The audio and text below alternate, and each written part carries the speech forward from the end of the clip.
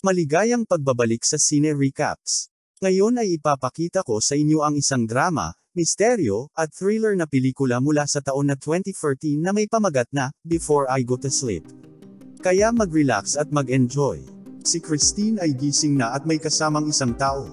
Siya'y bumangon, kumuha ng mga damit, at lumakad papuntang banyo. Isa sa mga pader ng banyo ay puno ng mga litrato niya kasama ang lalaki.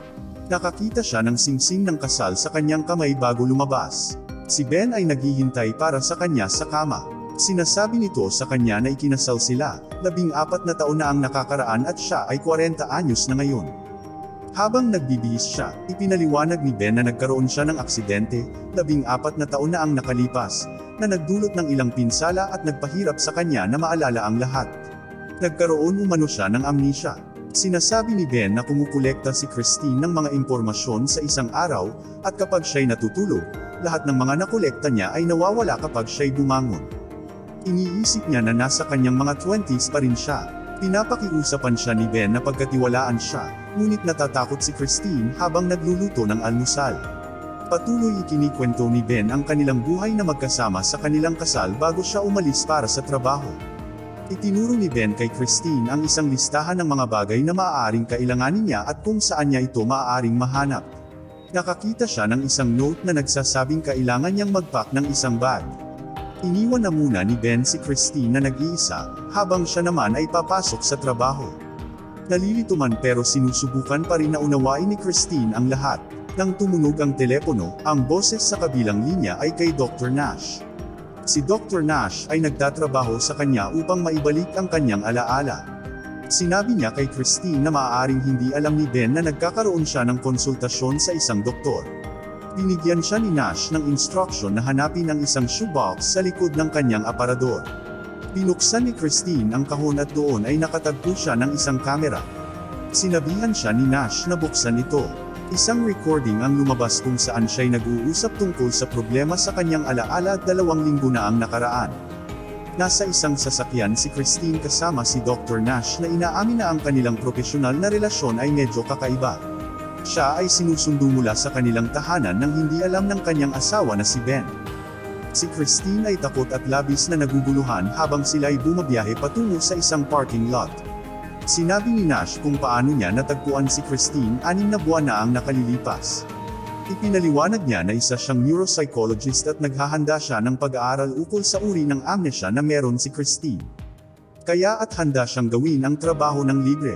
Habang naglalakad sila patungo sa kanyang opisina, sinabi ni Dr. Nash kay Christine na maiintindihan niya kung hindi man siya maalala nito. Nang tumawag siya kinabukasan, pumayag pa rin siyang magtrabaho kasama ang doktor.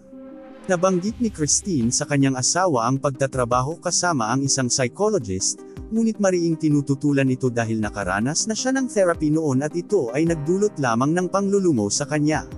Sa kanyang opisina, ibinigay niya sa kanya ang camera at sinabihan na magtala siya ng visual diary. Inisip ni Dr. Nash na ang kanyang mga sugat ay resulta ng isang masamang pag-atake 10 taon na ang nakararaan mula sa paulit-ulit na pagtama sa kanyang ulo. Siya'y naguguluhan dahil iba ang kwento na sinabi sa kanya ni Ben. Ipinalabas sa kanya ng doktor ang mga balita tungkol sa atake at nagtaka siya kung bakit may nagtatangkang pumatay sa kanya. Ipinaliwanag niya na wala talagang nakakaalam maliban sa kanya. Habang lumalabas sila, sinabihan siya na huwag sabihin kay Ben tungkol sa kamera para hindi siya mahadlangan na ipaalam ang kanyang mga saloobin at damdamin. Tinuruan siya kung saan itago ito at sinabihan siyang tatawagan siya kinabukasan. Sumang-ayon siya sa plano habang inihahanda ni Ben ang mainit na tsokolate para sa kanilang dalawa. Pumunta si Christine sa banyo para mag-record ng unang entry sa kanyang video diary. Ipinaliwanag niya ang tungkol sa kanyang memorya, at nang marinig niya si Ben na parating, nagmamadali siyang itago ang camera at nagtungo sa kama at nagpapanggap na natutulog na. Kinabukasan, gumising si Christine na kasama si Ben. Sila'y nag-uusap ulit tungkol sa kanyang alaala, ang kanilang buhay, at ang buhay niya. Hindi niya maintindihan ang kanyang ginagawa sa buong araw at tila siya ay nadidismaya. Sa kalaunan, nasa sasakyan siya kasama ang doktor na nanonood ng video. Sinabi ni Christine na kung walang recording, paniniwalaan niya ang lahat ng sinasabi sa kanya ni Ben. Tulad ng tungkol sa aksidente sa sasakyan. Iniisip niya kung ano-ano pa ang pwedeng mga kasinungalingan na sasabihin sa kanya ni Ben. Sinabi ni Dr. Nash na hindi niya magawang tawagan si Christine sa telepono ng bahay dahil sa panganib. Sinabi ni Christine na ayaw niyang matakot palagi at mag-iisip kung gagana ba ang treatment na plano para sa kanya ni Dr. Nash. Ipinaliwanag ni Dr. Nash na sa mga bihirang pagkakataon, ang pagbabalik sa lugar ng pangyayari ay makakatulong sa pagbangon ng alaala, ngunit ang layunin niya sa pagpunta doon ay upang kunin ang tiwala niya. Pagdating nila sa industrial complex, nakipagtagpo sila sa caretaker. Dinala sila nito sa lugar kung saan niya natagpuan si Christine at sinabi na siya ay hubad-hubad na may kumot lang ang nakabalot sa kanya at siya ay puno ng dugo. Kahit noon, hindi na maalala ni Christine ang anumang bagay. Sa loob ng sasakyan, tinanong ni Christine si Nash kung ano ang kanyang ginagawa malapit sa paliparan. Sinabi niya kay Christine na maraming mga hotel sa lugar at paliwanag ni Nash na baka nagkaroon siya ng karelasyon dahil ang medical report ay nagpapahiwatig ng kamakailang pakikipagtalik. Tinanong niya si Nash kung siya ba ay na-rape, ngunit sinabi ng doktor na ang nakasaad sa report ay iba. Hindi makapaniwala si Christine na magiging malandi siya. Sa banyo, sinabi niya na kailangan niyang maalala ang nangyari. Anuman ang nagawa niya. Samantala, may naririnig siyang ingay ng mga bata na naglalaro at lumabas siya para tingnan ito ngunit wala namang tao sa labas ng gabing iyon. Pumasok siya sa banyo upang maligo. Pumasok din si Ben at hinalikan siya nito. Habang nagtatalik sila, naalala niya ang isang tao na may peklat sa mukha. Natulog sila ng magkasama, at si Christine ay nanaginip ng isang hotel room nung siya ay naaksidente. Kinabukasan, ginawa ni Dr. Nash ang mga pagsusuri kay Christine. Sa proseso nito, ipapakita niya sa kanya ang mga larawan na kailangan niyang matukoy. Habang tinitingnan niya ang mga larawan, nagagalit siya at pinipindot niya ang panic button sa MRI. Makalipas ang ilang sandali, nag-uusap sila sa isang waiting room at sinabi ni Dr. Nash na ang ilan sa mga larawan ay pinili lamang at ang iba ay nasa kanyang file. Ang larawang ipinakita niya sa kanya ay nag-produce ng tiyak na reaksyon sa kanyang utak. Hindi alam ni Christine kung sino ang babae sa larawan kahit na may nakasulat na pangalan na Claire. Nang gabing iyon, sila ay naghapunan ni Ben. Tinanong siya ni Christine tungkol kay Claire. Sinabi ni Ben na hindi niya kilala si Claire, at tinanong kung bakit ito binabanggit ni Christine. Nang sabihin ni Christine na may naaalala siyang tungkol kay Claire, nagkaroon ng interes si Ben sa dami ng kanyang naaalala. Binanggit niya ang ilang bagay, karamihan mula sa larawan, at sinabi ni Ben na hindi ito ang unang pagkakataon na naalala niya si Claire. Sinabi ni Ben na magkaibigan sila noon, ngunit lumipat si Claire at sabi hindi na importante iyon na yun.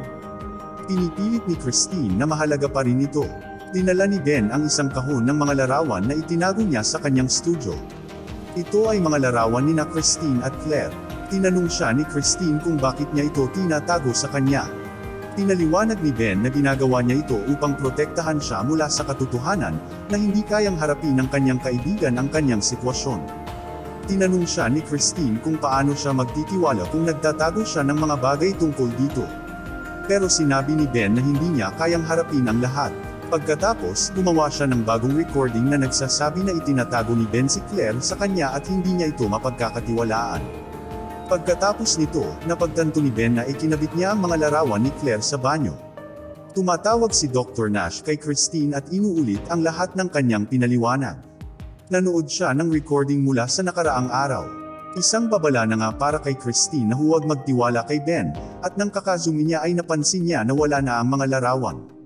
Nagalit siya at nagsimula siyang maghanap sa studio ni Ben. Natagpuan niya ang isang susi at dinala siya sa mga larawan. Doon niya natagpuan ang mga ito. Naalala niya si Claire na nagsasabi na siya ay buntis. Dali-daling tiningnan ni Christine ang mga larawan sa banyo at sa album ngunit walang ebidensyang mayroong siyang anak o buntis siya.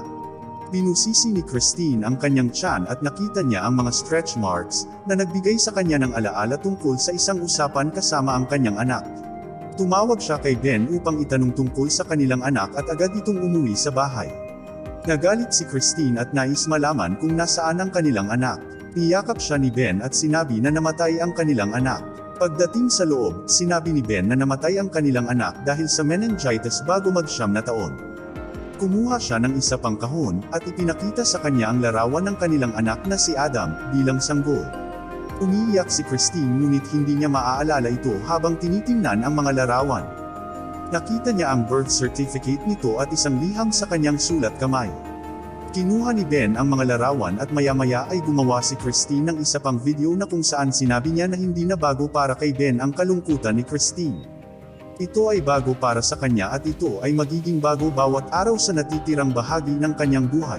Si Christine ay nagkaroon ng isa pang bangungot tungkol sa lalaki na may peklat nung siya ay naaksidente.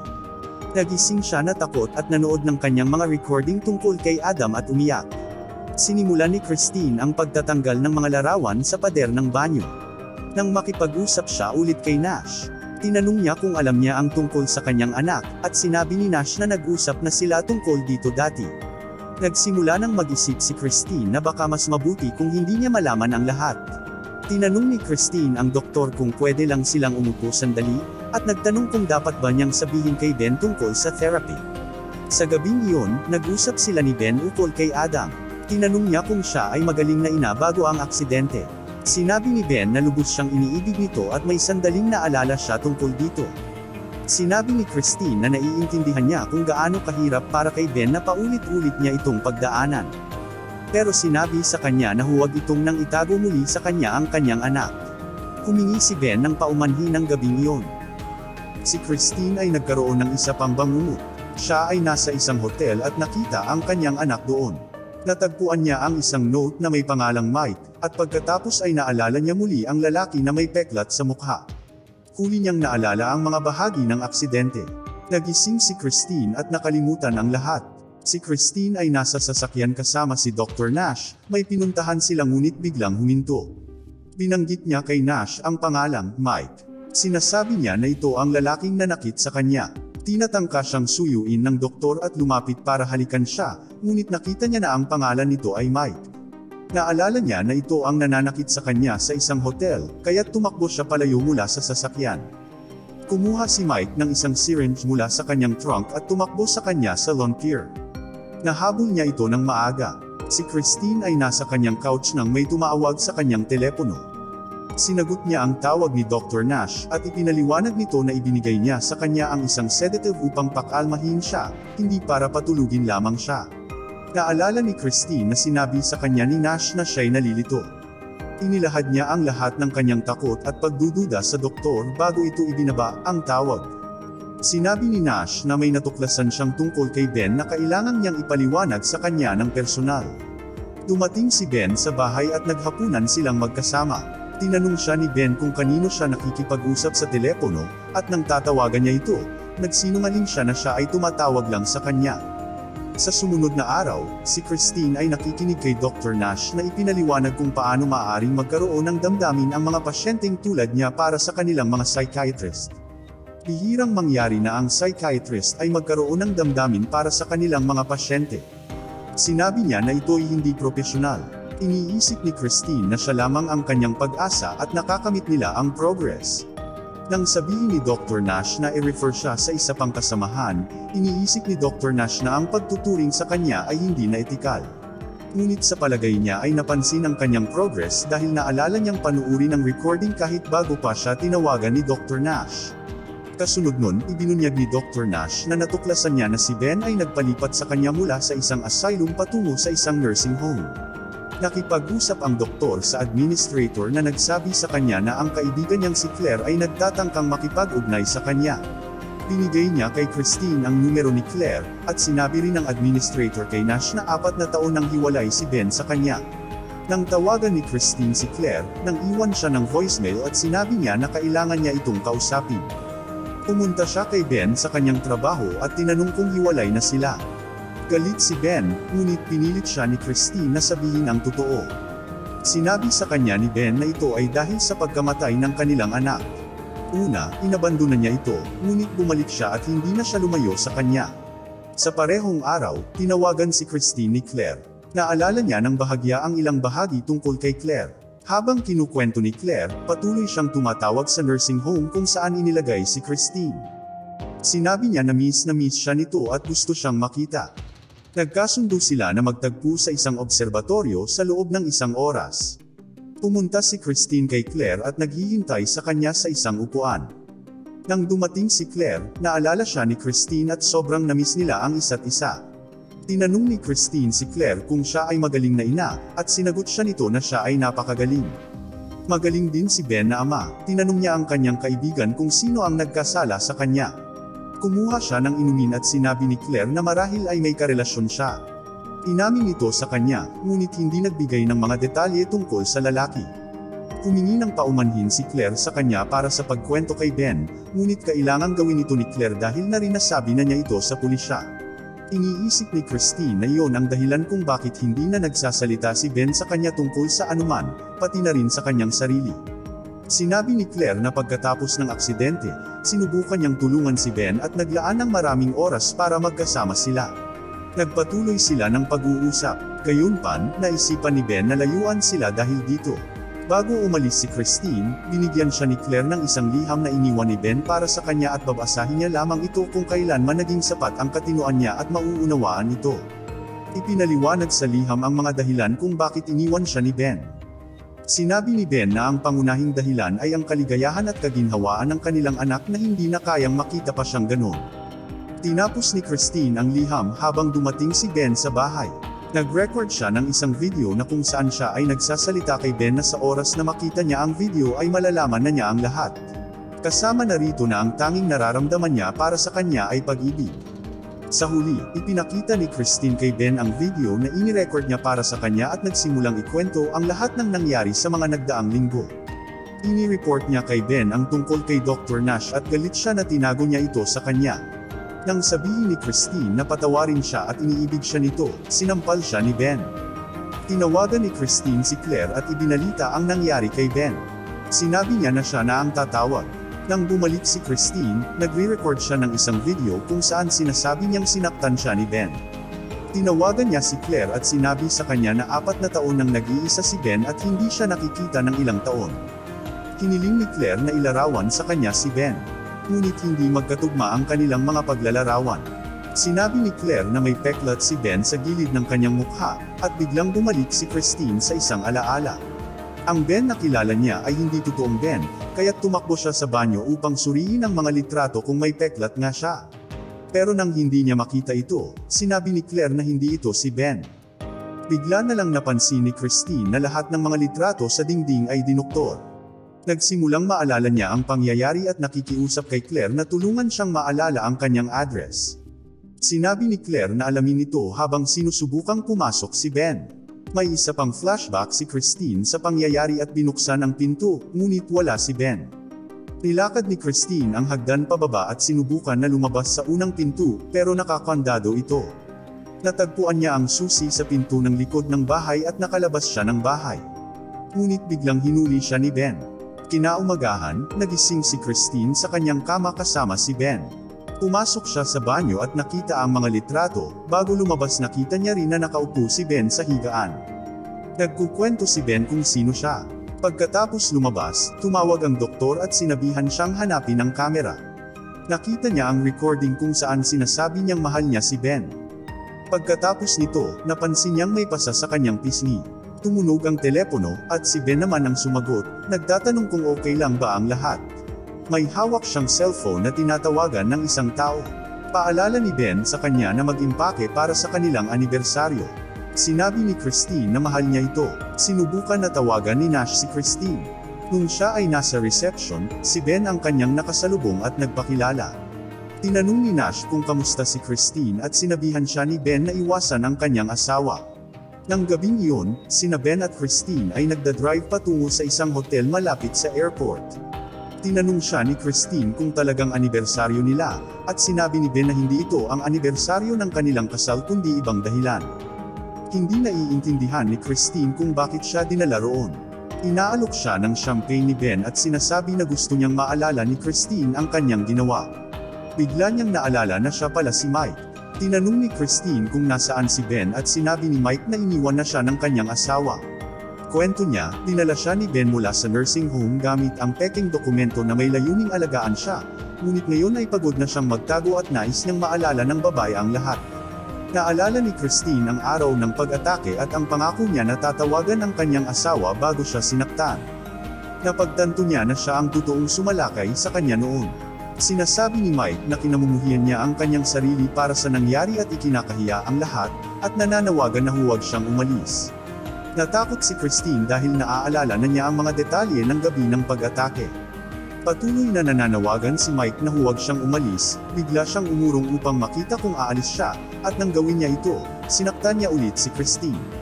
Sinasabi niya na aalis sila ng magkasama o hindi na sila aalis.